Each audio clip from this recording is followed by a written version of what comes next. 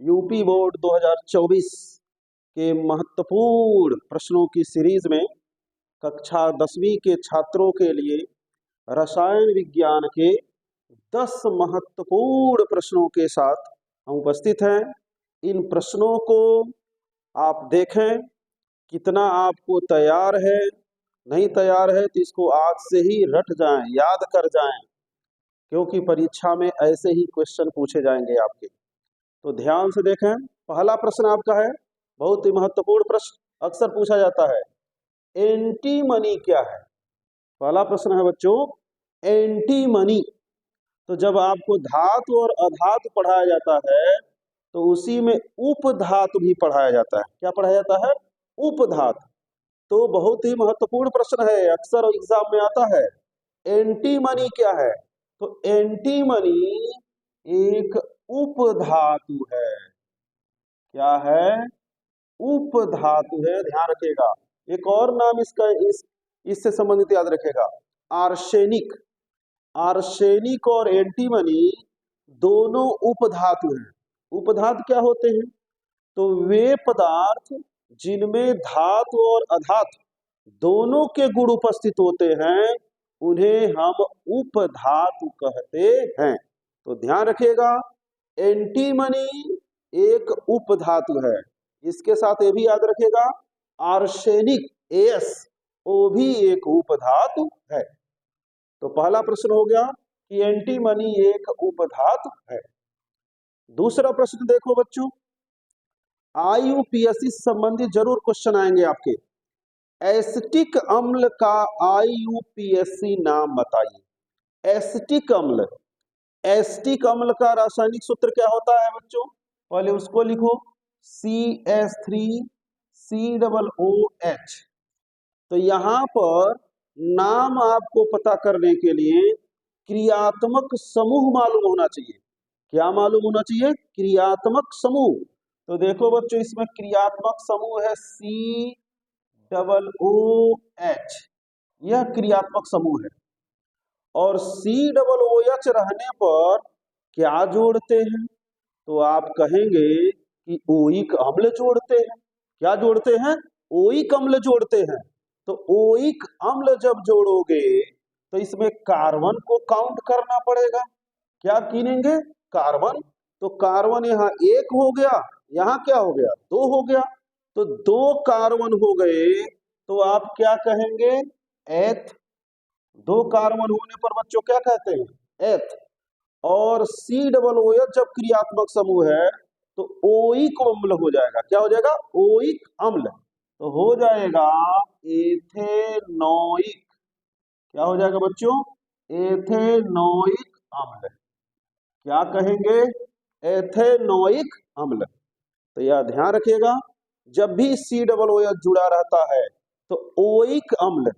इससे संबंधित ऐसे भी प्रश्न पूछ सकते हैं कि एथेनोइक अम्ल में क्रियात्मक समूह क्या है? क्रियात्मक समूह पूछा जाता है। तो एथेनोइक अम्ल में क्रियात्मक समूह COOH है। तो एथेनोइक हो, प्रोपेनोइक हो, ब्यूटेनोइक हो, पेंटेनोइक हो, कोई भी ओइक अम्ल का क्रियात्मक समूह पूछेगा तो आप COOH बताएंगे। क्या बताएंगे? COOH। यह ध्यान रखिएगा, क्रियात्मक समूह ज्यादा अब पूछा जा रहा है। तो आपका प्रश्न हो गया, एसिटिक अम्ल का आईयूपीएससी नाम क्या है? एथेनोइक अम्ल। यह तैयार रखिएगा आप लोग। अगला क्वेश्चन है, एक तत्व के क्लोराइड का सूत्र, क्लोराइड MCl2 है। एक तत्व M है, एक तत्व क्या है? M। उसके क्लोराइड का सूत्र जो है MCl2 है। ऐसा भी प्रश्न बहुत पूछा जाता है, इसको ध्यान समझ लीजिए। एक तत्व के क्लोराइड का सूत्र MCl2 है, इसके ऑक्साइड का सूत्र बताइए। क्या बताना है? ऑक्साइड का सूत्र। तो अब आपको संयोजकता की जरूरत पड़ेगी। तो यहां पर देखिए MCl2, चूंकि क्लोरीन की संयोजकता कितनी होती है बच्चों? 1। तो M अपना यहाँ ट्रांसफर करेगा। जानते हैं कि परमाणु इसे ट्रांसफर करके यौगिक बनाते हैं। तो इसका मतलब यह हुआ कि M की जो संयोजकता है वो 2 है। यहां ध्यान दीजिएगा, M की संयोजकता कितनी है? 2। बगल वाले में देखना है आपको, देखिए क्लोरीन पर 2 है ना, तो क्लोरीन पर 2 है, इसका मतलब हुआ कि M की संयोजकता कितनी है, 2 है। और जब M की संयोजकता 2 है तो आपको जानना होगा कि ऑक्साइड की संयोजकता कितनी होती है, 2 होती है। लेकिन ये माइनस में होता है और यह तत्व मान लीजिए प्लस में है। क्या है, प्लस में इसकी संयोजकता। तो जब यौगिक बनाते हैं तो ये ट्रांसफर करते हैं। क्या करते हैं, ट्रांसफर। तो यहाँ 2 से 2 क्या हो जाएगा, कैंसिल, अर्थात उस तत्व का ऑक्साइड का सूत्र हो जाएगा MO। क्या हो जाएगा, MO। जो नहीं समझे फिर समझ लें कि एक तत्व के क्लोराइड का सूत्र MCl2 है, इसके ऑक्साइड का सूत्र बताइए। तो बहुत ही आसान है, बगल वाले के पास जाइए, क्योंकि अपना धन ये बगल वाले को देता है। तो M के पास कितना है, 2, और ऑक्साइड के पास भी कितना होता है, 2। तो 2 से 2 क्या हो जाएगा, कैंसिल, बचेगा क्या, MO। तो ऑक्साइड का फार्मूला हो जाएगा MO। ध्यान रखिएगा। नेक्स्ट क्वेश्चन, लेड नाइट्रेट का रासायनिक सूत्र, रासायनिक सूत्र बताना है बच्चों। तो लेड का जानते हैं होता है Pb। लेड का प्रतीक क्या होता है, Pb। और इसकी संयोजकता कितनी होती है, 2।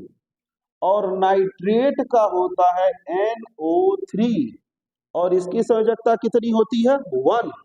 तो जब इसका 2 है तो यहाँ ट्रांसफर होगा, क्योंकि 1 तो यहाँ ट्रांसफर होगा नहीं, इसलिए लेड नाइट्रेट का रासायनिक सूत्र हो जाएगा PbNO3 वोल्टवाइज।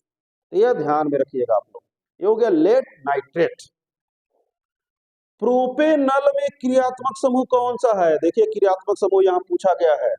प्रोपेनल, नल, नाम पर ध्यान रखना, नल, प्रोपेनल या प्रोपेनेल भी पढ़ते हैं।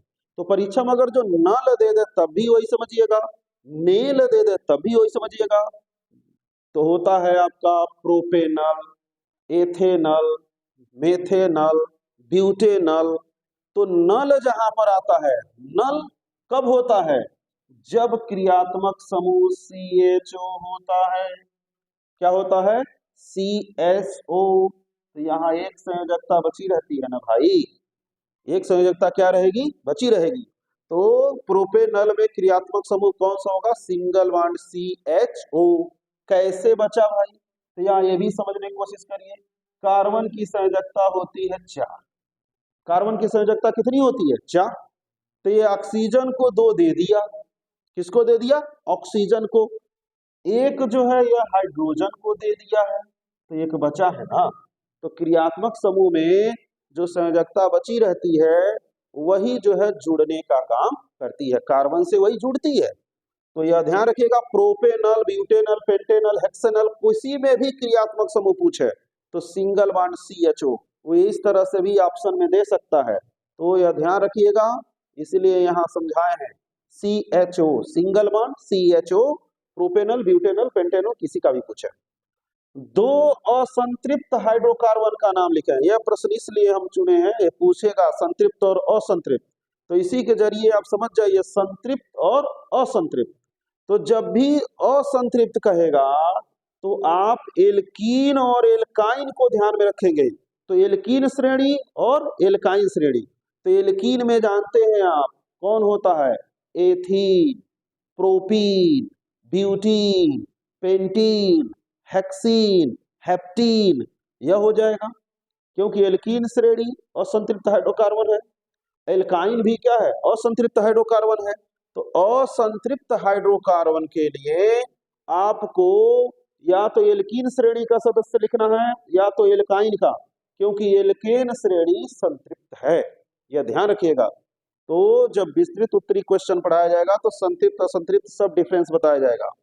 तो 2 असंतृप्त हाइड्रोकार्बन का नाम कौन कौन लिख सकते हैं, तो मान लीजिए एक आप एथिलीन ही लिख लीजिए। तो एथिलीन लिखेंगे कैसे, एथ है तो 2 कार्बन, एथ है तो 2 कार्बन, और इन रहने पर हाइड्रोजन की संख्या दोगुनी होती है, तो 2 दूना 4, ये हो गया एथिलीन। मान लीजिए प्रोपिलीन भी लिख सकते हैं, तो 3 कार्बन होगा तो हाइड्रोजन कितना होगा, 6। दोगुना रखना है एल्कीन श्रेणी में। आप पढ़े हैं कि एल्कीन श्रेणी में हाइड्रोजन की संख्या कार्बन की क्या होती है, दोगुनी होती है। आप जानते हैं एल्कीन श्रेणी का सामान्य सूत्र होता है CnH2n, ये ध्यान रखेंगे। तो इसी के साथ बताइए एल्काइन का क्या होता है, तो एल्काइन का होता है भाई CnH2n-2, अर्थात इसमें हाइड्रोजन की संख्या कार्बन के दोगुने से 2 कम होती है। एल्कीन में दोगुनी होती है, एल्काइन में 2 कम होती है। और इसी के साथ एल्केन का भी जान लीजिए, ये किसका था, लिख सकते हैं आप लोग इसी के साथ एल्कीन। ये नीचे वाला किसका है, लिख लीजिए एल्काइन, और यहाँ पर बता दे रहे हैं एल्केन का। तो एल्केन का सामान्य सूत्र होता है CnH2n+2, मतलब एल्केन संतृप्त हाइड्रोकार्बन होते हैं और इनके कार्बन के जो चारों एकल बंध द्वारा जुड़े रहते हैं, कार्बन की संयोजकता चारों एकल बंध होती है, तो यहाँ हाइड्रोजन की संख्या दोगुने से 2 अधिक, इसलिए इसका सामान्य सूत्र होगा CnH2n+2, यह ध्यान रखिएगा। तो हो गया आपका 2 असंतृप्त हाइड्रोकार्बन, या तो एल्कीन श्रेणी का लिखे, एल्काइन का भी लिख सकते हैं। 1 विलयन लाल लिटमस को, ध्यान देना बच्चों, इससे संबंधित क्वेश्चन जरूर आएगा। 1 विलयन लाल लिटमस को नीला कर देता है, लाल लिटमस को क्या करता है, नीला कर देता है।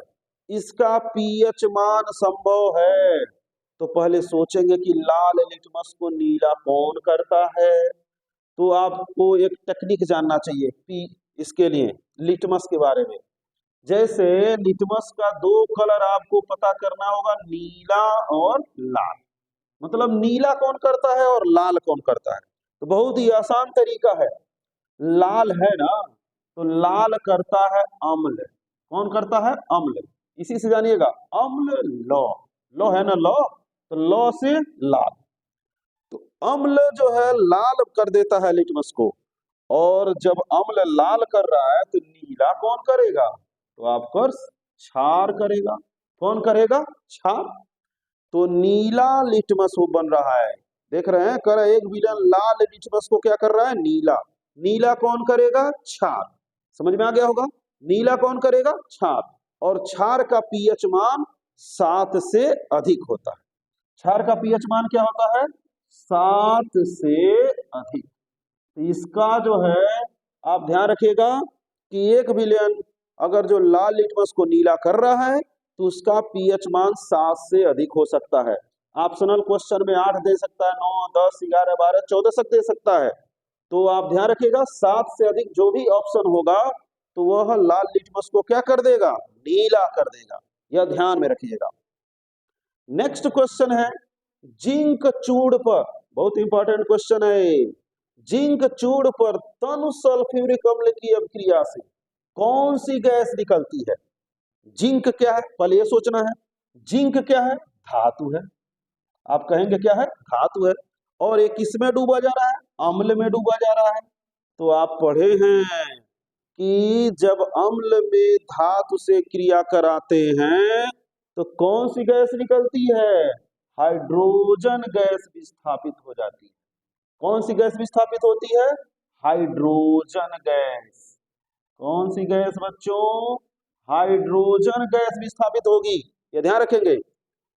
कोई भी धातु जो सक्रिय धातु है, सक्रियता श्रेणी आपको एक दिन समझाएंगे, 1 मिनट में आप रट जाएंगे। तो कोई भी सक्रिय धातु मतलब सक्रियता श्रेणी में जो हाइड्रोजन से ऊपर है, अगर जो क्रिया करेगी तो अम्लों से हाइड्रोजन को अलग कर देगी, अम्ल से हाइड्रोजन को क्या करेगी, अलग। यहाँ सल्फ्यूरिक अम्ल की बात है, कोई भी अम्ल हो उसमें से जिंक, एल्यूमिनियम हो गया, आपका सोडियम हो गया, पोटेशियम हो गया, ये सब जो है हाइड्रोजन को क्या करेंगे, स्थापित कर देंगे।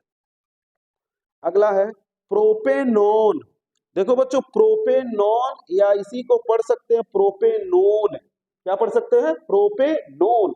ध्यान दीजिएगा क्योंकि जब भी क्रियात्मक समूह आएगा भाई तो यहाँ पर ध्यान रखना होगा क्या जुड़ा है, प्रोप तो हो गया, इसमें नॉन जुड़ा है। प्रोपेनोन में क्रियात्मक समूह कौन सा है, अभी भी क्रियात्मक समूह समझाए थे, तो प्रोपेनोन में क्रियात्मक समूह आप पढ़े हैं single bond, CO single bond, दोनों तरफ जब कार्बन जुड़ जाता है तो तो यह कीटोन समूह कहलाता है। और कीटोन समूह के यौगिकों का नाम प्रोपेनोन से शुरू होता है, ब्यूटेनोन, पेंटेनोन, हेक्सेनोन, हेप्टेनोन, इस तरह से नाम रखा जाता है। तो यह ध्यान रखेगा। इसी को एक तरह से और लिखा जा सकता है, उस पर ध्यान दीजिएगा। यहां समझ लीजिए कि ये कार्बन की जो 2 संयोजकता ऑक्सीजन से मिल गई और 2 बचा, तो इसको ऐसे भी लिख सकते हैं आप, ऐसे भी दे सकता है या ऐसे भी दे सकता है, 2 खाली, या ऐसे भी दे सकता है। यह चीज ध्यान में रखिएगा, यह इस तरह से दे सकता है। तो इस तरह से दे तभी जान जाइए, इस तरह से दे तभी जान जाइए। तो प्रोपेनॉन में क्रियात्मक समूह कौन सा है? Single bond CO, single bond, याद रखिएगा। तो क्रियात्मक समूहों को किससे जानते हैं? जो यहाँ पर एल्केन में जोड़ा जाता है नाम, उससे हम क्रियात्मक समूह को पहचानते हैं। सामान्य तापक्रम तथा दाब में द्रव के रूप में पाए जाने वाली अधातु, ध्यान दीजिएगा, अधातु। बहुत लोग जल्दबाजी में गलती भी कर सकते हैं, क्योंकि अक्सर यह प्रश्न बहुत कम पूछा जाता है, लेकिन इस साल पूछ सकता है। सामान्य ताप तथा दाब पे द्रव के रूप में पाए जाने वाली जो अधातु है वह ब्रोमीन है। सबसे पहले जाने कौन है? Bromine, Br, bromine. सामान्य तापक्रम तथा दाब में द्रव के रूप में पाई जाने वाली धातु कौन सी है? ब्रोमीन। यह ध्यान रखिएगा। इसी से संबंधित एक प्रश्न आपका आ जाएगा कि सामान्य ताप और दाब पर द्रव रूप में पाए जाने वाली धातु कौन सी है? धातु, इसको भी याद रखिएगा। सामान्य तापक्रम तथा दाब में द्रव के रूप में पाई जाने वाली धातु, मान लीजिए अधातु ना पूछ के क्या पूछे? धातु। तो धातु आप लोग याद किए होंगे, पारा, जिसको मरकरी कहते हैं। क्या कहते हैं? मरकरी। और इसका प्रतीक होता है Hg। क्या होता है? Hg। ब्रोमीन का क्या होता है? Br। ये सब प्रतीक तो आप लोगों को याद ही होगा। तो यह 10 महत्वपूर्ण प्रश्न थे और इनके साथ 10 और प्रश्न आप समझिए, आप पढ़ इसमें समझे तो समझिए ये हो गया आपके कुल 20 प्रश्न। तो इस प्रकार से जो प्रश्न यहाँ बताए जाएं उनको रोज तैयार करते जाइए। 100% बोर्ड की परीक्षा में ये प्रश्न छपे हुए मिलेंगे। धन्यवाद।